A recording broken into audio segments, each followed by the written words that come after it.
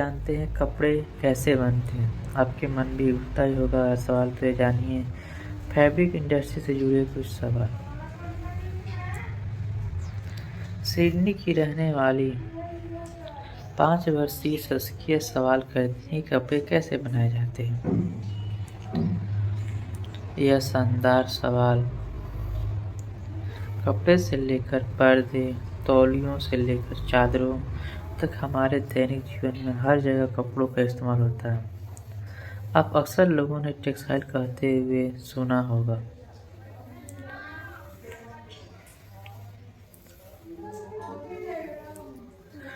लोग कपड़े या टेक्सटाइल का उत्पादन लंबे समय से कर रहे हैं और यह समय लगभग 35,000 साल का है।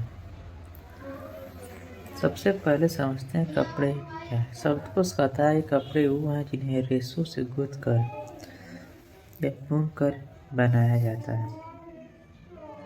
अब जानते हैं कि रेशे क्या है। रेशे बाल की तरह होते हैं। ये बहुत लंबे और पतले होते हैं। रेशे प्रकृति से आ सकते हैं। इनमें से कुछ आम प्राकृतिक रेशे कपास, रेशम और ऊन हैं। मनुष्य ने कृत्रिम तरीके से रेशे बनाने का तरीका करीब 150 साल पहले सीखा था। हम प्रौद्योगिकी का इस्तेमाल कर तेल को रेशे में तब्दील कर सकते हैं। हम यहाँ तक कि जलरोधी रेनकोट या सैनिकों के बुलेट प्रूफ जैकेट के लिए भी विशेष रेशे तैयार कर सकते हैं।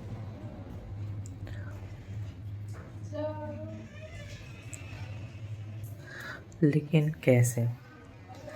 इन बाल जैसे पतले रेशे को कुछ ऐसा बनाया जा सकता है जिसे हम पहन सकें। अब बनाते हैं कि रेशों से सूत का सफर कैसे होता है।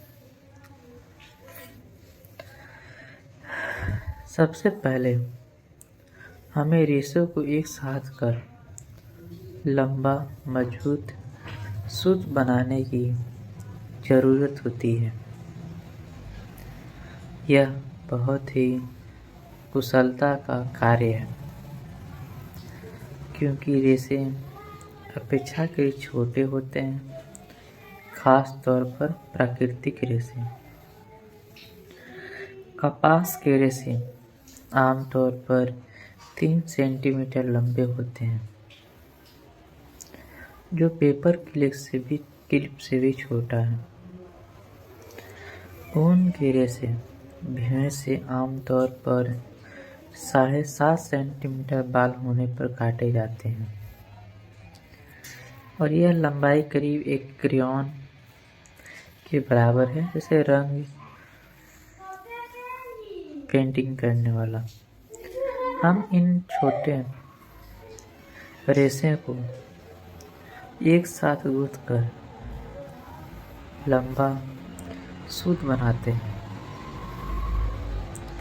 गूंथने से रेशों में रगड़ आती है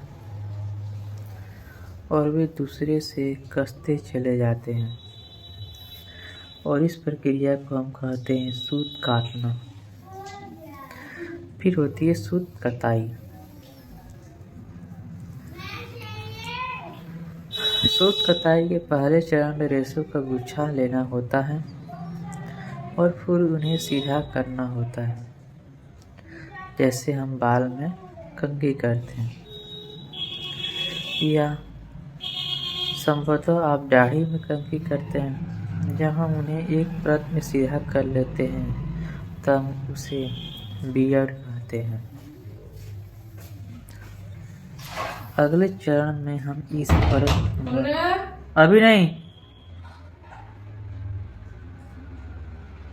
परतनुमा रेशों को धागे में तब्दील करते हैं।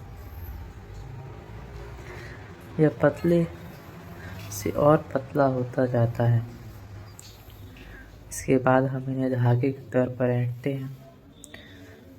ये परत रूपी रेसे कई मीटर चौड़े हो सकते हैं, लेकिन ऐंठ कर हम उसे पतले धागे में तब्दील कर देते हैं। हर तरह के कांचे गए धागे होते हैं। ये पतले, मोटे, सख्त, मुलायम और यहाँ तक ऐसे हो सकते हैं जिन्हें आप काट नहीं सकते। ये रेसे और कताई मशीन पर निर्भर करता है। धागों से कपड़े बनाना। एक बार रेशों को धागे में तब्दील करने के बाद हम इनसे कपड़े बनाने को तैयार हैं। इसके कई तरीके हैं, जैसे बुनाई, गुथना या जमाना। बुनाई में धागे चेसबोर्ड पैटर्न की तरह एक दूसरे के ऊपर से गुजरते हैं, जबकि बुनाई में फंदा बनाकर एक फंदे को दूसरे के भीतर से निकाला जाता है। ऊन के रेशों का नमूना बनाया जाता है। बोलो, अभी नहीं, 5 मिनट। बुनाई और नमदा बनाने की प्रक्रिया बहुत धीमी होगी अगर उन्हें हाथ से किया जाए, इसलिए इन दिनों मशीनों का प्रयोग किया जाता है।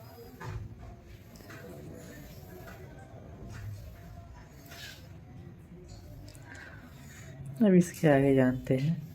तो हमने रेशों से शुरुआत में उनकी कताई करके हर एक चीज़ कर दी। अब आगे जानते हैं उसको कपड़े में कैसे तब्दील किया जाता है। उसके बारे में अगर हम बात करें तो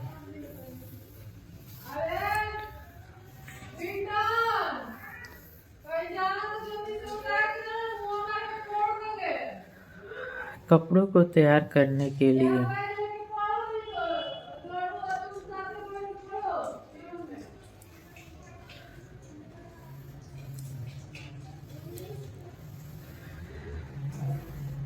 रैपिंग या धागे, जो आप सूत से धागे निकालते हैं, उसको सूत को कताई फ्रेम पर रखा जाता है और कई रोलर से गुजारा जाता है ताकि वो सीधा हो जाए।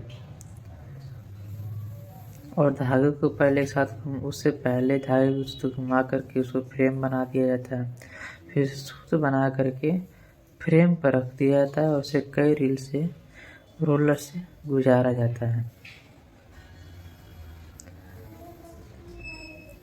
रोलर्स में गति बहुत तेज होती है और फिर सूत को बाबिन पर लपेट दिया जाता है। बाबिन पर लपेटने के बाद इस धागे को खींचा जाता है और जिस मशीन से खींचा जाता है उसको बोलते हैं रैपिंग मशीन। अब धागे को रैपिंग मशीन से खींचकर निरंतर तनाव में रखा जाता है ताकि वो सीधा हो जाए।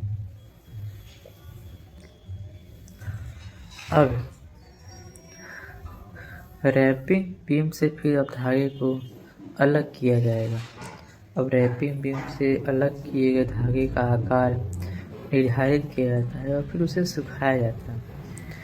धागे का आकार निर्धारित करने का मतलब हर एक धागे को करीब 10 मीटर या 50 मीटर या 20 मीटर हर एक तरीके से उसको रखा जाता है।